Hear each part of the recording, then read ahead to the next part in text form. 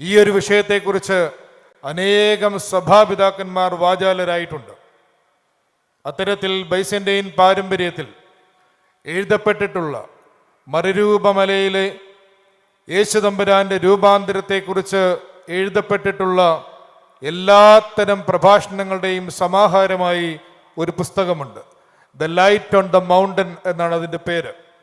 3-ാം നൂറ്റാണ്ട് മുതൽ 14-ാം നൂറ്റാണ്ട് വരെ, കൃത്യമായി പറഞ്ഞാൽ മഹാനായ ഒറിഗന്റെ വ്യാഖ്യാനം മുതൽ ആമുഖ പ്രഭാഷണത്തിൽ അഭിവന്ദ്യനായ സെറാഫീം തിരുമേനി സൂചിപ്പിച്ച ദ അൺക്രിയേറ്റഡ് ലൈറ്റ്, സൃഷ്ടമല്ലാത്ത പ്രകാശമെന്ന മനോഹരമായ ആശയത്തെ ധ്യാനിച്ചുകൊണ്ട് യേശുനാമ പ്രാർത്ഥന എന്ന ആ മഹത്തായ പ്രാർത്ഥന സഭാപാരമ്പര്യത്തിൽ പ്രബലമാക്കിയ ഗ്രിഗറി പലാമസിന്റെ എഴുത്ത് വരെയുള്ള 23 പിതാക്കന്മാരുടെ ഈ ഒരൊറ്റ വിഷയത്തെ പുരസ്കരിച്ചുള്ള ധ്യാനങ്ങളുടെ സമാഹാരമാണ് ലൈറ്റ് ഓൺ ദ മൗണ്ടൻ.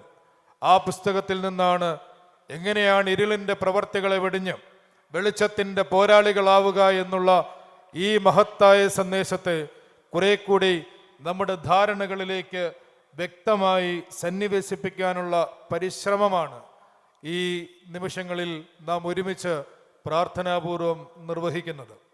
ശിഷ്യന്മാരെ കൂട്ടി യേശുവിൻ്റെ ആരോഹണം ഏത് കാലത്തും തന്നെ അനുധാവനം ചെയ്യുന്നവർക്കുള്ള അടിസ്ഥാന പാഠങ്ങൾ സമ്മാനിക്കുന്ന ഒരു പ്രയാണം തന്നെയാണ്. വിശുദ്ധനായ മത്തായിയുടെ സുവിശേഷത്തിലും വിശുദ്ധനായ മർക്കോസിന്റെ സുവിശേഷത്തിലും വിശുദ്ധനായ ലൂക്കോസിന്റെ സുവിശേഷത്തിലും മറുരൂപമലയിലെ സംഭവം പ്രതിപാദിക്കുന്നുണ്ട്. നേരിയ വ്യത്യാസങ്ങൾ സുവിശേഷകന്മാരുടെ വിവരണങ്ങളിൽ നാം കാണുന്നുണ്ട്. വിശുദ്ധനായ മത്തായിയുടെ സുവിശേഷത്തിലും വിശുദ്ധനായ മർക്കോസിന്റെ സുവിശേഷത്തിലും 6 ദിവസങ്ങൾക്ക് ശേഷം യേശു തമ്പുരാൻ തൻ്റെ ശിഷ്യന്മാരെ കൂട്ടിക്കൊണ്ടുപോയി എന്നാണ് പ്രതിപാദിക്കുന്നത്. എന്നാൽ ലൂക്കായുടെ സുവിശേഷത്തിലാകട്ടെ ഈ വാക്കുകളെ പറഞ്ഞിട്ട് ഏകദേശം 8 ദിവസങ്ങൾ കഴിഞ്ഞപ്പോൾ അവൻ പത്രോസിനെയും യാക്കോബിനെയും യോഹന്നാനെയും കൂട്ടിക്കൊണ്ട് പ്രാർത്ഥിപ്പാൻ ഒരു ഉയർന്ന മലയിലേക്ക് പോയി എന്നാണ് നാം വായിക്കുന്നത്. എന്താണ് ഈ ദിവസങ്ങൾ ഇവിടെ ഒന്ന് എടുത്തു പറയാനുള്ള കാരണമെന്നോ? ഈ പുസ്തകത്തിലെ ആദ്യ വ്യാഖ്യാനം മഹാനായ ഒറിഗന്റെ വ്യാഖ്യാനമാണ്. അദ്ദേഹം തൻ്റെ ഭാഷ്യം ആരംഭിക്കുന്നത് തന്നെ ഈ ദിവസങ്ങളെക്കുറിച്ച് പറഞ്ഞുകൊണ്ടാണ്. ഈ ദിവസങ്ങളുടെ വ്യത്യാസം 6, 8 എന്ന 2 രീതിയിലാണ് ഇവിടെ പറഞ്ഞിരിക്കുന്നത്. 6 ദിവസങ്ങൾക്ക് ശേഷമെന്നും 8 ദിവസങ്ങൾക്ക് ശേഷമെന്നും. 8-ാം ദിവസം എന്നുള്ളത് പ്രത്യക്ഷമായി തന്നെ നമുക്കറിയാം ആഴ്ചവട്ടത്തിൻ്റെ 1-ാം നാൾ, ഉയർപ്പിൻ്റെ അല്ലെങ്കിൽ മാനവ വിമോചനത്തിൻ്റെ സമ്പൂർണതയുടെ രക്ഷയുടെ ഒക്കെ വ്യാഖ്യാനങ്ങളോട് ചേർന്ന് പോകുന്ന ഒരു ദിവസമാണ്. 6-ാം നാൾ എന്തായിരിക്കും? 6 ദിവസങ്ങൾക്ക് ശേഷം, ആഫ്റ്റർ 6 days എന്നുള്ളതിന് അദ്ദേഹം കൊടുത്തിരിക്കുന്ന വ്യാഖ്യാനം തൻ്റെ ശ്രോതാക്കളോട് അദ്ദേഹം പറയുന്നു, 6 ദിവസങ്ങൾക്ക് ശേഷം യേശു ശിഷ്യന്മാരെയും കൂട്ടിക്കൊണ്ടു പോയി എന്ന് പറയുമ്പോൾ നിങ്ങളുടെ മനസ്സിൽ തെളിയേണ്ടത് ഉൽപ്പത്തി പുസ്തകത്തിലെ ആദ്യ അധ്യായങ്ങളാണ്. ദൈവം നടത്തിയ സൃഷ്ടി, അതിനെക്കുറിച്ച് ഉൽപ്പത്തി പുസ്തകം വിവരിക്കുമ്പോൾ 6 ദിവസങ്ങൾ കൊണ്ടാണ് ദൈവം സൃഷ്ടി നടത്തിയത് എന്ന് പരാമർശിക്കുന്നുണ്ട്. 7-ാം ദിവസം ദൈവം വിശ്രമിക്കുന്നു. ഇങ്ങനെ 6 ദിവസങ്ങൾ സൃഷ്ടികർമ്മത്തിന്റെ ദിനങ്ങളാണ്. അതീതമായ ബോധത്തിന്റെ ലാവണ്യാതിരേകത്തിലേക്ക് തൻ്റെ ശിഷ്യന്മാരെ ഉപനയനം ചെയ്യുമ്പോൾ യേശു തമ്പുരാൻ ആദ്യം ചെയ്യുന്നത് 6 ദിവസങ്ങളിലെ ഈ സൃഷ്ടി സംബന്ധമായ ബോധ്യങ്ങളിൽ നിന്ന്, ഈ വ്യാവഹാരിക ലോകത്തിൻ്റെ വിഷയങ്ങളിൽ നിന്ന്, ഈ പ്രാപഞ്ചികമായ ബോധങ്ങളിൽ നിന്ന് അവരെ കൈപിടിച്ചുയർത്തുകയാണത്രേ. നമ്മുടെ സാമാന്യ ലോകത്തിൻ്റെ വിഷയങ്ങൾക്കപ്പുറത്തേക്ക് കുറെ കൂടി ഗൗരവമുള്ള ശിഷ്യത്വത്തിൻ്റെ ദർശനങ്ങളിലേക്ക് അവരെ നയിക്കുമ്പോൾ യേശു ആദ്യം ചെയ്യുന്നത് 6 ദിവസങ്ങൾക്ക് ശേഷം ഇവരെ കൊണ്ടുപോകുന്നു എന്ന് പറയുന്നതിന് ഒറിഗൻ നൽകുന്ന ആലങ്കാരികമായ വ്യാഖ്യാനം. അദ്ദേഹം പറയുന്നത് കൊരിന്ത്യർക്ക് എഴുതിയ 2-ാം ലേഖനം 4-ാം അധ്യായം 18-ാം വാക്യം ഉദ്ധരിച്ചുകൊണ്ടാണ്. കാണുന്നതിനെയല്ല, കാണാത്തതിനെ അത്രയും ഞങ്ങൾ നോക്കിക്കൊണ്ടിരിക്കുന്നു. കാണുന്നത് താൽക്കാലികം, കാണാത്തതോ നിത്യം. കാണുന്നത് താൽക്കാലികം, കാണാത്തതോ നിത്യം. നമ്മുടെ പഞ്ചേന്ദ്രിയങ്ങൾ കൊണ്ട്, നമ്മുടെ എംപിരിക്കൽ സെൻസസ് കൊണ്ട് നമ്മൾ കാണുന്നതാണ് സത്യം എന്ന് സയൻസ് നമ്മളോട് പറയുന്നു. ഇവിടെ നമ്മുടെ മതബോധം നമ്മളോട് പറയുന്നു, കാണുന്നതിനപ്പുറത്തൊരു യാഥാർത്ഥ്യമുണ്ട്. ആകയാൽ നമ്മൾ ജീവിക്കുന്നത് കാഴ്ചയാലല്ല, വിശ്വാസത്താൽ അത്രയും. അങ്ങനെയെങ്കിൽ എംപിരിക്കൽ നോളജിനപ്പുറത്തേക്കുള്ള ഒരു പ്രയാണം, സാമാന്യ ബോധത്തിനപ്പുറത്തേക്കുള്ള ദർശനത്തിൻ്റെ ഒരു പ്രയാണത്തിൻ്റെ തുടക്കമാണ് ഈ 6 ദിവസങ്ങൾക്കപ്പുറത്തുള്ള സഞ്ചാരം. അദ്ദേഹം പറയുന്നു, എന്തിൽ നിന്നൊക്കെ ഉയരണം? ascend above all that tends to distract the soul. ആത്മാവിനെ അശ്രദ്ധയിലേക്ക്, അലക്ഷ്യത്തിലേക്ക് നയിക്കുന്നതിനെയെല്ലാം അതിനപ്പുറത്തേക്ക് ഉയരണം. And draw it away from the better and more divine things and to drag it down. നമ്മളെ വലിച്ചു താഴ്ക്കുന്ന by the deception of this age into the midst of wealth and glory and other desires that are enemies of the truth. സത്യത്തെ തമസ്കരിക്കുന്ന ഈ ലോകത്തിൻ്റെ എല്ലാത്തരം വഞ്ചനകളിൽ നിന്നും ഉയരണം. പക്ഷെ അതത്ര എളുപ്പമല്ല. നമ്മുടെ നോമ്പിൻ്റെ പ്രാർത്ഥനകളിൽ ഇന്നലെ രാവിലെ സദറാ പ്രാർത്ഥനയിൽ നമ്മുടെ ബോധത്തെക്കുറിച്ച് പറയുന്നത്, മണ്ണ് താഴോട്ട് തന്നെ സഞ്ചരിച്ചു കൊണ്ടിരിക്കും. ദൈവമേ, ഞങ്ങളുടെ ബോധം ഭാരമേറിയ ചിന്തകളാൽ കലർന്ന് താഴോട്ട് തന്നെ സഞ്ചരിച്ചു കൊണ്ടിരിക്കുന്നു എന്നാണ് പറയുക. നമ്മുടെ എത്രയോ രഹസ്യ പ്രാർത്ഥനകളിൽ ബോധത്തിൽ വെളിച്ചം നിറയ്ക്കുന്നതിനെ കുറിച്ച് പറയുന്നുണ്ട്. നമ്മൾ അത്ര ഗൗരവമായി അതെടുത്തിട്ടില്ല. പ്രാർത്ഥിക്കുമ്പോൾ എൻ്റെ ചുണ്ടുകൾ മാത്രം പ്രാർത്ഥിച്ചുകൊണ്ട് അതെൻ്റെ ഗ്രഹണശക്തിയെ നശിപ്പിക്കാതിരിക്കുവാൻ ദൈവമേ, എൻ്റെ പ്രാർത്ഥനയോടൊപ്പം എൻ്റെ ബോധവും അതിൽ തന്നെ നിലനിർത്തണമേ എന്ന് പ്രാർത്ഥിക്കുന്ന പാരമ്പര്യം നമുക്കുണ്ട്. ആരാധനാ ഭാഷയിൽ പറഞ്ഞാൽ ഇത്രയേ ഉള്ളൂ.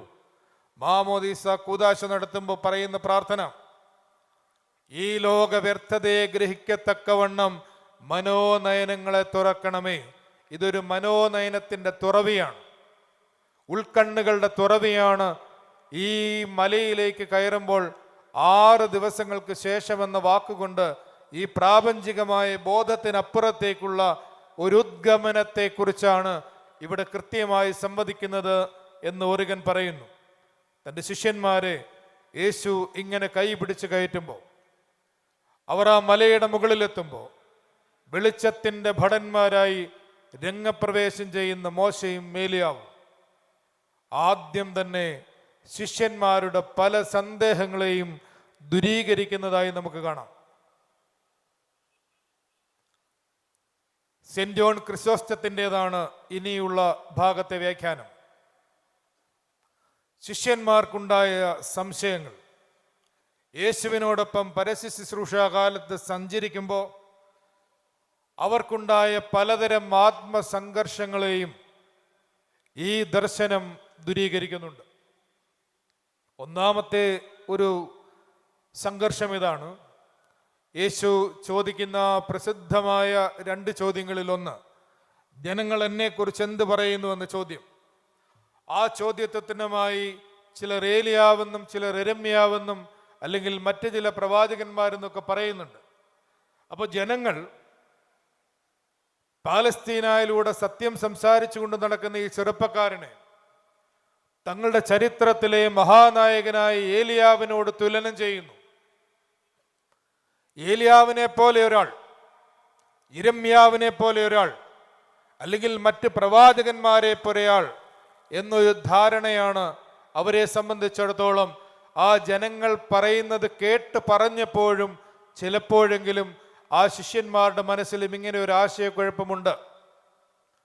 ഇവിടെ കൃത്യമായി പറയുന്നു, ബിസന്റൈൻ ഐക്കണോഗ്രാഫിയിൽ ട്രാൻസ്ഫിഗറേഷൻ്റെ ഐക്കൺ നിങ്ങൾ പലരും കണ്ടിട്ടുണ്ടാവും. നടുക്ക് വെളിച്ചത്തിൽ കുളിച്ചു നിൽക്കുന്ന ക്രിസ്തുവും അതിൻ്റെ ഇരുവശങ്ങളിലുമായി കൈകൂപ്പി നിൽക്കുന്ന വിനീത വിധേയരായി നിൽക്കുന്ന മോശയും മേലിയാവും.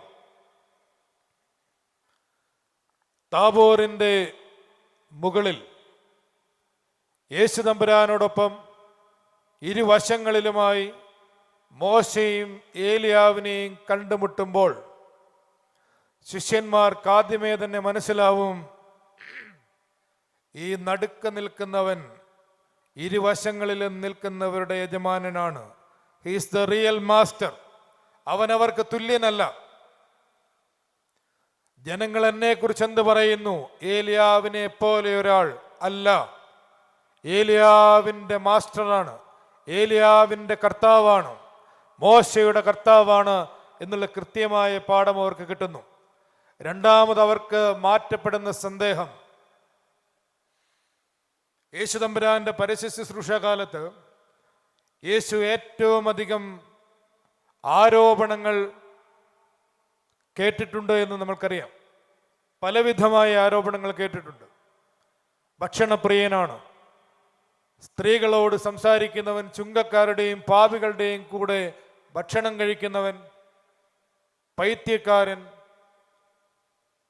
ദൈവദൂഷകൻ, നിയമലംഘകൻ, ഇങ്ങനെ എത്രയെത്ര ആരോപണങ്ങൾ. ഇതിൽ ഗൗരവമുള്ള 2 ആരോപണങ്ങൾ ഇവിടെ കൃത്യമായി ഖണ്ഡിക്കപ്പെടുകയാണ്. യേശു ദൈവദൂഷകനും നിയമലംഘകനുമാണത്രേ. ഇങ്ങനെ ഒരു ആരോപണം യേശു തമ്പുരാന്റെ പരസ്യ ശുശ്രൂഷ കാലത്തുണ്ടാകുമ്പോൾ അവന്റെ കൂടെ നടന്ന ശിഷ്യന്മാർക്ക് അതിൽ ഒരു ചെറിയ മനഃശാഞ്ചല്യം ഉണ്ടായിട്ടുണ്ടാവും. അവരുടെ സന്ദേഹം ഇവിടെ ദൂരീകരിക്കപ്പെടുന്നു. എങ്ങനെ? യഹൂദന്മാർ അവനെ കല്ലെറിയാൻ ഒരുങ്ങുമ്പോൾ നിങ്ങൾ എന്തിനെന്നെ കല്ലെറിയുന്നു എന്ന് ചോദിക്കുന്നു. അപ്പോ യേശു തമ്പുരാനോട് അവർ പറയുന്ന മറുപടി, നീ ദൈവത്തോട് നിന്നെ തന്നെ സമനാക്കിയത് കൊണ്ട്, നീ ദൈവത്തോട് നിന്നെ തന്നെ സമനാക്കിയത് കൊണ്ട് ഞങ്ങൾ നിന്നെ കല്ലെറിയുന്നു എന്നാണ്. മറ്റൊരു സന്ദർഭത്തിൽ പീലാത്തോസിന്റെ അരമനയിൽ യേശു തമ്പുരാൻ മൗനിയായി നിൽക്കുമ്പോൾ ജനമെല്ലാം അവനെ ക്രൂശിക്ക എന്ന് തട്ടഹസിച്ച് പറയുമ്പോൾ എന്താണ് ഇവൻ ചെയ്ത കുറ്റമെന്ന് പീലാത്തോസ് അവരോട് ചോദിക്കും. അപ്പോൾ യഹൂദന്മാർ, മതപുരോഹിതന്മാർ പീലാത്തോസിനോട് പറയുന്ന മറുപടി, ഞങ്ങളുടെ ന്യായപ്രമാണം അനുസരിച്ച് ഇവൻ ദൈവപുത്രൻ എന്ന് പറഞ്ഞിരിക്കുന്നത് കൊണ്ട് ഇവൻ കുറ്റക്കാരനാണ്, ഇവൻ മരിക്കേണ്ടവനാണ്. ഞങ്ങളുടെ ന്യായപ്രമാണം അനുസരിച്ച് ഇവൻ ദൈവപുത്രൻ എന്ന് പറഞ്ഞതുകൊണ്ട് ഇവൻ മരിക്കേണ്ടവനാണ്. ഈ 2 സന്ദർഭങ്ങളും ഇവിടെ എടുത്തു പറയാൻ കാരണം, യേശു തമ്പുരാൻ ദൈവത്തോട് തന്നെ സമനാക്കി എന്ന് പറഞ്ഞതും യേശു ന്യായപ്രമാണം ലംഘിച്ചു എന്ന് പറഞ്ഞതും അത് എത്രയോ സന്ദർഭങ്ങളിൽ ശാബത്തിൽ അവൻ സൗഖ്യമാക്കുമ്പോൾ, ശാബത്തിൽ കതിര് പിടിച്ച് തിരുമ്മുമ്പോൾ ഒക്കെ അവനെ നിയമലംഘകനെന്ന് പരീശന്മാർ വിളിക്കുന്നുണ്ട്. ഇനിയാണ് സെയിന്റ് ജോൺ ക്രിസോസ്റ്റത്തിന്റെ ഭാഷ്യത്തിന്റെ ചാരുത നമുക്ക് വെളിപ്പെടുന്നത്. അദ്ദേഹം ശിഷ്യന്മാർ മലയുടെ മുകളിൽ കയറി ചെല്ലുമ്പോൾ മോശെ ഒരു വശത്തും ഏലിയാവ് മറുവശത്തുമായി വെളിച്ചത്തിന്റെ പോരാളികൾ സത്യവെളിച്ചത്തോടൊപ്പം നിൽക്കുമ്പോൾ അവർക്ക് മനസ്സിലായി, ഒരു വശത്ത് നിൽക്കുന്നത് മോശ, നിയമദാതാവായ മോശ, ദ ലോ ഗിവർ. യേശു നിയമലംഘകനാണെങ്കിൽ, ന്യായപ്രമാണ ലംഘകനാണെങ്കിൽ എങ്ങനെ നിയമദാതാവായ മോശ യേശുവിന്റെ മുമ്പിൽ കൈകൂപ്പി നിൽക്കും? ഇനി മറുവശത്ത് ഏലിയാ പ്രവാചകൻ, ഞാൻ സേവിച്ചു നിൽക്കുന്ന ദൈവമായ യഹോവയാണ്, ഇനി ഞാൻ പറഞ്ഞിട്ടല്ലാതെ ഈ ആണ്ടുകളിൽ ഈ ഭൂമിയിൽ മഞ്ഞും മഴയും ഉണ്ടാവുകയില്ല എന്ന് പറഞ്ഞ യാഹ്വേ ഈസ് മൈ ഗോഡ് എന്ന് പേരിനർത്ഥമുള്ള എലൈജ, യേശു ദൈവത്തോട് തന്നെ സമനാക്കിയെങ്കിൽ ദൈവകാര്യത്തിൽ തീഷ്ണമതിയായ ഏലിയാവ് എങ്ങനെ യേശുവിനോടൊപ്പം നിൽക്കും?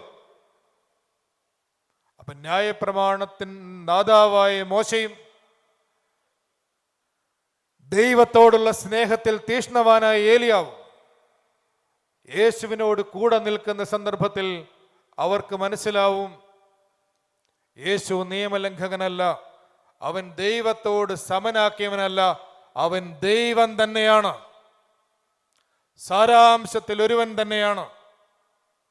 ഇനി മൂന്നാമത് അവർക്ക് മാറ്റപ്പെടുന്ന സന്ദേഹം, അത് സാധാരണ വാങ്ങിപ്പോയവരുടെ ഞായറാഴ്ചകളിൽ നമ്മുടെ അച്ഛന്മാരൊക്കെ സാമാന്യേന ഉപയോഗിക്കുന്ന ഒരു ഉദാഹരണമാണ്. മോശ മരിച്ചുപോയവരുടെ പ്രതീകമായും ഏലിയാവ് ജീവനുള്ളവരുടെ പ്രതീകമായും നിലനിൽക്കുന്നു എന്ന് പറയുന്നത്.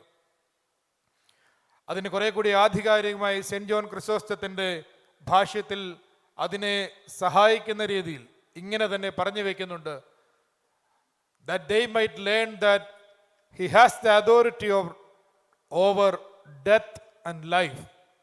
മരണത്തിനും ജീവനും അധികാരിയായവനായ ക്രിസ്തുവാണ് അവിടെ നിൽക്കുന്നത്. and rules both what is above and what is below. മേലുയരങ്ങൾക്കും താഴെ അഗാധങ്ങൾക്കും കർത്താവായവൻ. so he brings on the scene both one who is dead and one who never suffered that fate. ഈ സീനിൽ യേശു തമ്പുരാൻ കൊണ്ടെത്തിക്കുന്നത് മരണം രുചിച്ച മോശയെയും മരണമെന്ന വിധിയിൽ അകപ്പെടാതിരുന്ന ഏലിയാവിനെയുമാണ്. ഇങ്ങനെ മരണത്തിൻ്റെയും ജീവന്റെയും അധികാരി താനാണ് എന്ന കൃത്യമായ ഒരു പാഠം കൂടി യേശു തമ്പുരാൻ അവിടെ തൻ്റെ ശിഷ്യന്മാർക്ക് നൽകുന്നത്രേ. ഇനി അവസാനത്തേത് അവർ കേട്ടതാണ്, കണ്ടതും കേട്ടതും. ആ താബോറിന്റെ വെളിച്ചത്തിന്റെ കുന്നിൽ അവർ കണ്ടതും കേട്ടതും 3 കാര്യങ്ങൾ കണ്ടു. ഇനി 4ാമത് കേട്ടതാണ്. എന്താണ് അവിടെ അവർ കേട്ടത്? ഈ വാക്കുകളെ പറഞ്ഞിട്ട് ഏകദേശം 8 നാൾ കഴിഞ്ഞപ്പോൾ അവൻ പത്രോസിനെയും യാക്കോബിനെയും കൂട്ടിക്കൊണ്ട് പ്രാർത്ഥിപ്പാൻ ഒരു ഉയർന്ന മലയിലേക്ക് പോയി. അവർ പ്രാർത്ഥിച്ചു കൊണ്ടിരിക്കുമ്പോൾ അവന്റെ മുഖത്തിന്റെ ഭാവം മാറി മിന്നുന്ന ശോഭയായി തീർന്നു.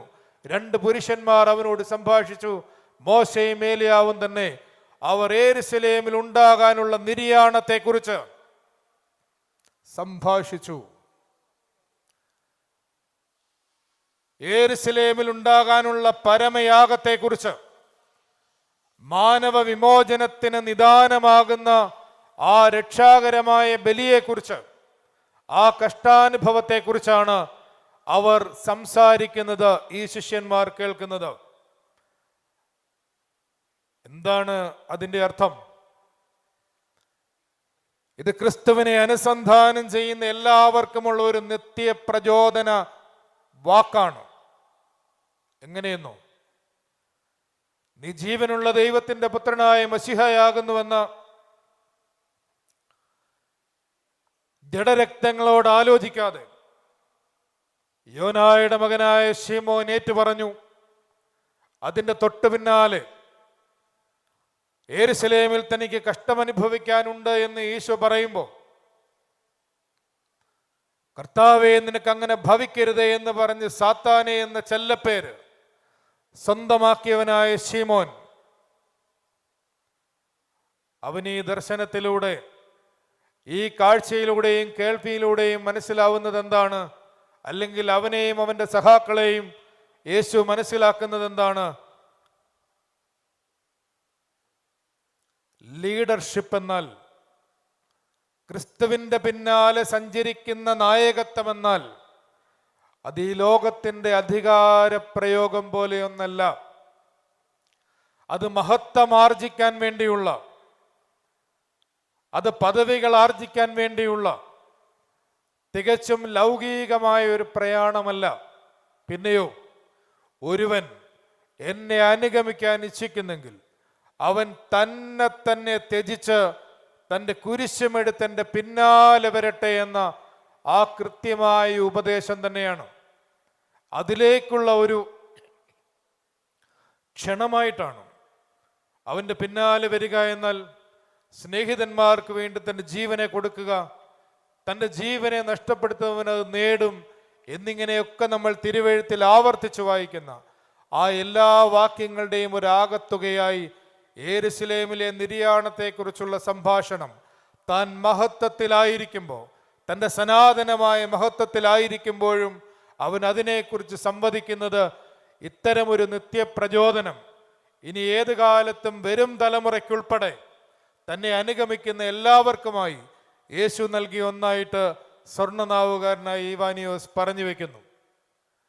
ഇങ്ങനെ പ്രാപഞ്ചികതയിൽ നിന്ന് ഉയർത്തിയ ബോധത്തെ എല്ലാത്തരം ആത്മസംഘർഷങ്ങളിൽ നിന്നും സന്ദേഹങ്ങളിൽ നിന്നും മുക്തമാക്കി വെളിച്ചത്തിൻ്റെ പോരാളികളുടെ സ്വാഭാവിക മഹിമയിലേക്ക് ആനയിക്കുകയാണ്.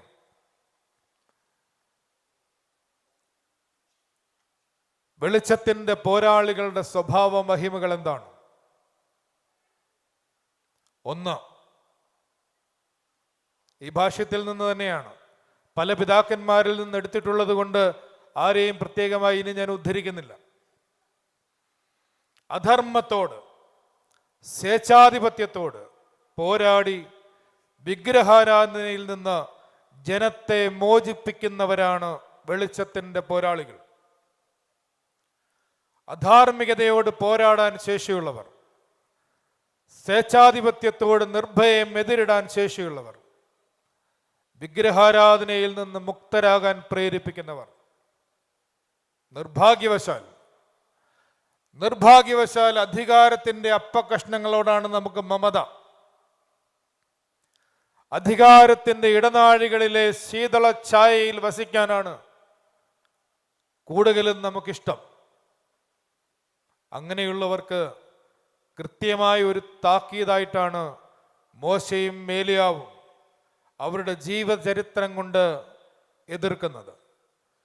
For each had spoken boldly to tyrants, the one to the king of Egypt and the other to Ahab. ഇനി പറയുന്നതാണ് രസകരം. And on behalf of an ungrateful and disobedient people. മറിവാനിയോസിന്റെ എഴുത്താണ്. നന്ദി കെട്ടവരും അനുസരണം കെട്ടവരുമായ ജനത്തിന് വേണ്ടിയാണ് ഈ നായകന്മാർ ഫറവോയുടെയും ആഹാബിന്റെയും മുമ്പിൽ നിർഭീകം നിൽക്കുന്നത്. പുറപ്പാട് പുസ്തകത്തിൽ നാം വായിക്കും, മരുഭൂമിയിൽ എനിക്ക് ഉത്സവം കഴിക്കേണ്ടതിന് എൻ്റെ ജനത്തെ വിട്ടയക്കണമെന്നിപ്രകാരം ഇസ്രായേലിൻ്റെ യഹോവ, ദൈവമായ യഹോവ കൽപ്പിക്കുന്നുവെന്ന് ഫറവോയുടെ രാജസന്നദ്ധയിൽ കയറിച്ചെന്ന് മോശയും അഹരോനും പറയുന്നു. അപ്പൊ ഫറവോൻ പുച്ഛഭാവത്തോടെ ചോദിക്കും, യഹോവ ആര്? അങ്ങനെ ഒരാളെ കുറിച്ച് ഞാൻ കേട്ടിട്ടില്ലല്ലോ, എനിക്കറിയില്ലല്ലോ. ഇതുപോലെ തന്നെയാണ് ആഹാബ് രാജാവ് ഏലിയാവിനോട് ചോദിക്കും, നീയാണോ ഇസ്രായേലിനെ കഷ്ടപ്പെടുത്തുന്നവൻ? ഏലിയാവ് മറുപടി പറയും, ഞാനല്ല, നീ നിന്റെ അപ്പനുമാണ്, നീ നിന്റെ പിതൃഭവനവും അത്രേ.